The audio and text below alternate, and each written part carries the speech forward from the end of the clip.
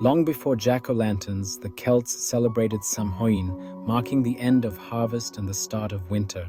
They believed the boundary between the living and spirit world thinned, letting spirits return. It was a night of fear and reverence, not fun. Huge bonfires were lit to appease spirits and seek protection. Costumes, animal heads and skins were worn to fool wandering ghosts.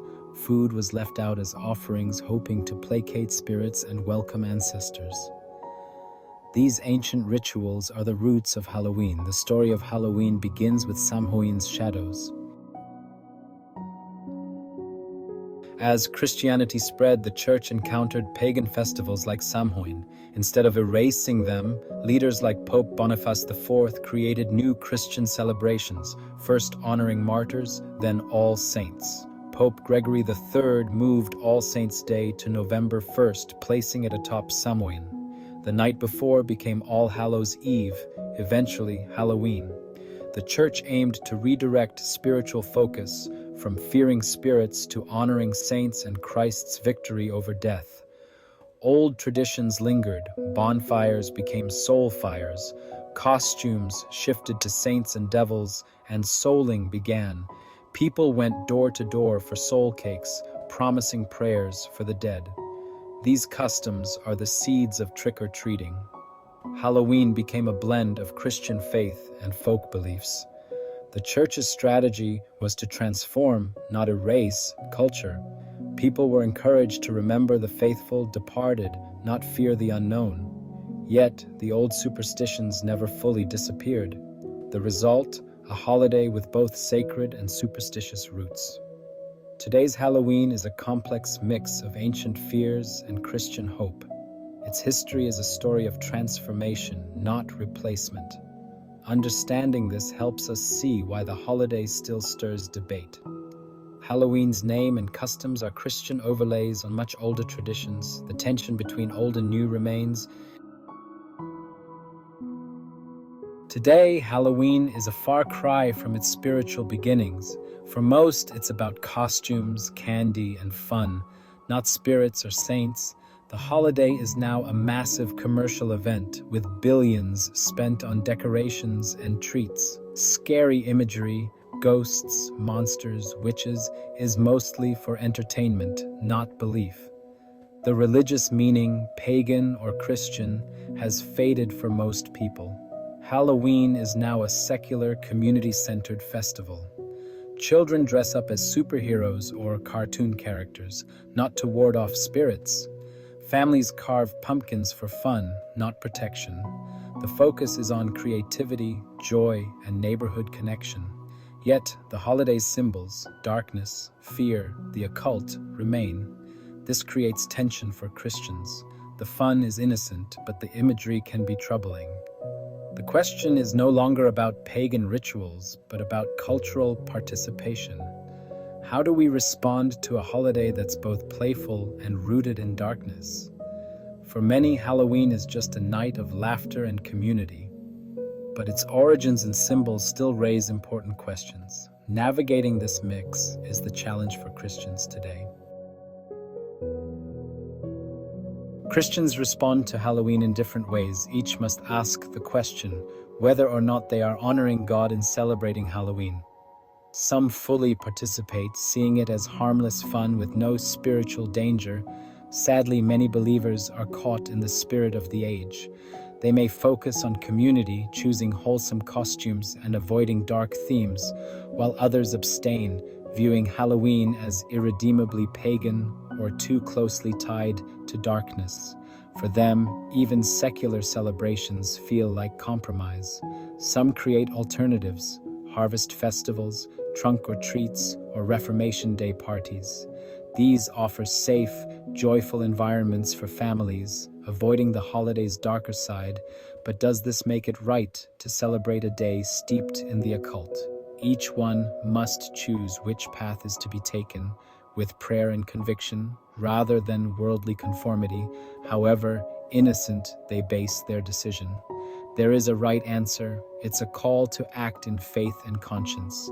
Sadly, the diversity of responses from Christians reflect the complexity of the holiday. often creating compromise in those that should know better. What matters is honoring God and loving our neighbors. And this does not mean celebrating Halloween.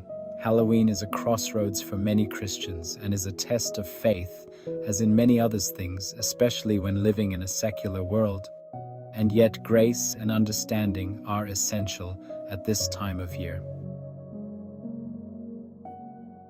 For some Christians, the answer is clear: avoid Halloween entirely.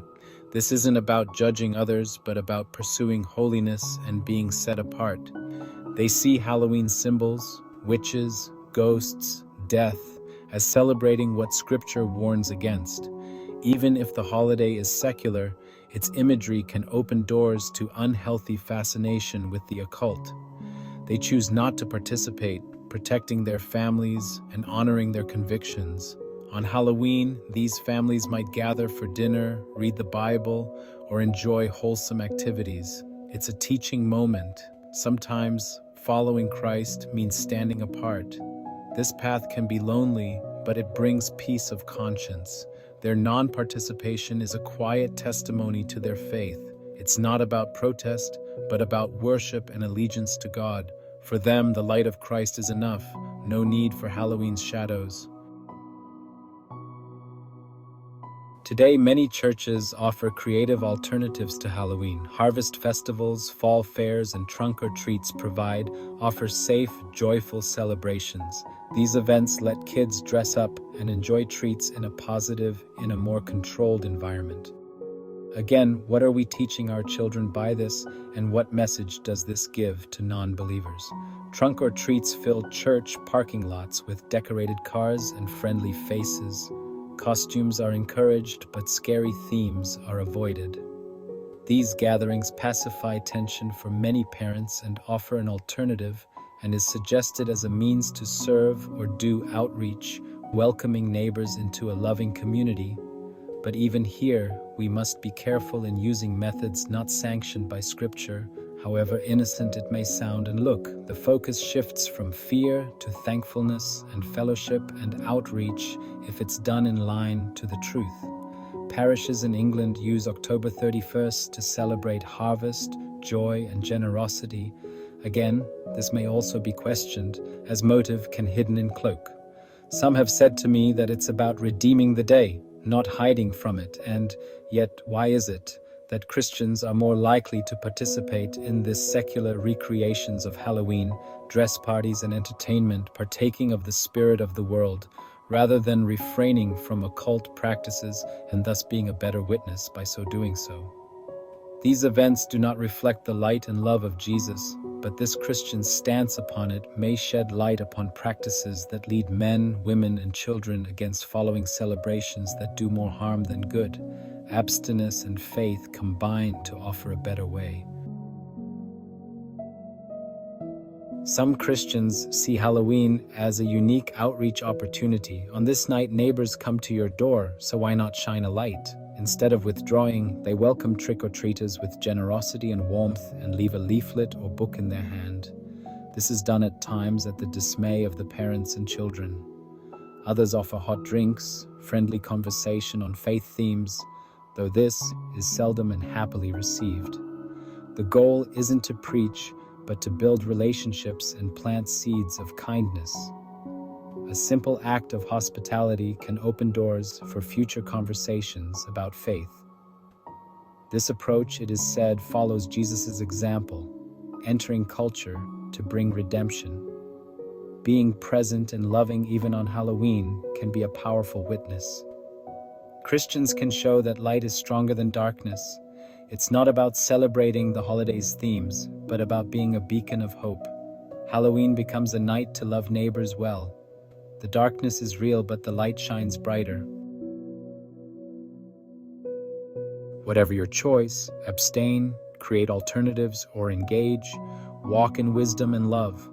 Don't judge others who choose differently, but use this as opportunity to bring light in the darkness surrounding Halloween. If you participate in missions and do so with purpose. Be a source of light and hospitality. Use the night to connect with neighbors and show Christ's love. Pray for opportunities to share your faith gently and respectfully. If you abstain, let your reasons be positive and personal, not condemning. Your life's pattern matters more. Let your neighbors see joy, kindness, and faith in all you do. Let Halloween be just one moment in your witness. The real testimony is a life devoted to Jesus year-round.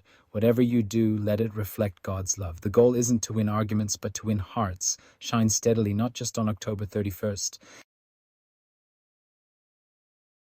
Should Christians celebrate Halloween? The answer is no, not in the way the world celebrates it. It's a matter of Christian liberty and conscience, though, but reason from Scripture, and not because others celebrate it.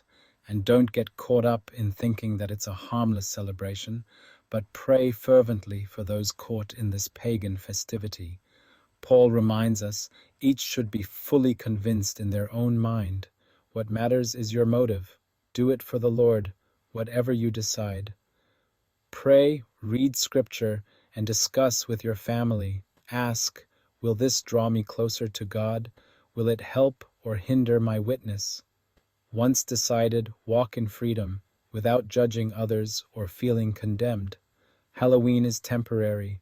Relationships and love last. Don't let one day divide discourage you or distract you from our mission. Focus on loving God and neighbors above all. If you abstain, do it for God's glory. Let grace guide your response. In all things, let Christ's light shine through you.